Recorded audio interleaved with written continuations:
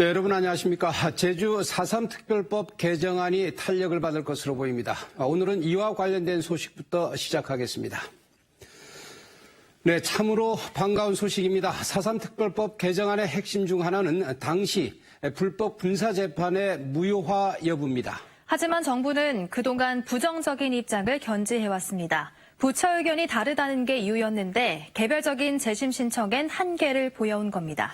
네, 군사재판 무효화 대신에 특별재심 조항을 신설하는 방안을 정부가 제시한 것입니다. 자세한 내용을 이회영 기자가 보도합니다.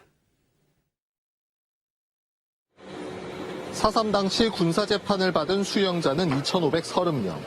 70년이 지나서야 생존 수용인 18명이 재심에서 무죄 취지 판결과 보상을 받았습니다. 추가로 생존 수용인 8명과 유족 350여 명이 재심 절차에 들어갔지만 속도를 내지 못하고 있습니다.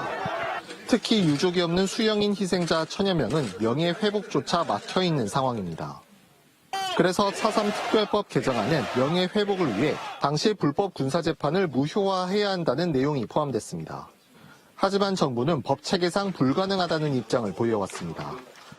21대 국회 첫 국정감사에서 4.3 특별법 개정안 문제가 도마에 올랐습니다. 대표 발의한 오영훈 의원은 지금처럼 개별적인 재심만으론 희생자 명예회복이 어렵다며 정부가 대안을 내놔야 한다고 지적했습니다. 진영 행정안전부 장관은 법 개정 방향을 재판 무효화가 아닌 일괄 재심 신청으로 우회하는 방법이 있다고 말해 눈길을 끌었습니다. 재심 청구를 한다 그러면 유족이 없으면 검사가 공익의 대표자로서 한다든지 아니면 그런 부분은 좀 법에서 좀 유연하게 이렇게 규정을 해서 길을 좀 열었으면 좋겠다 이렇게 생각하고 있습니다. 위원회가 예를 들어서 그렇게 청구를 할 수도 있다 이런. 예, 그렇게 이제 법을 만들면 가능하지 않을까 이런 생각이 듭니다. 네, 좋습니다. 그럼.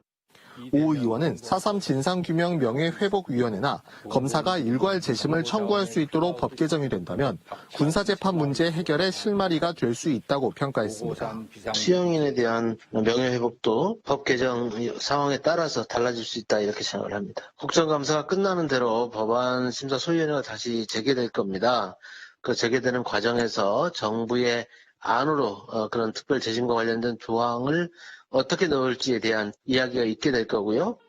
정부는 특별법 개정안의 또 다른 핵심 내용인 배보상에 대해선 예산에 한계가 있다며 신중한 입장을 보였습니다. JIBS 이효형입니다.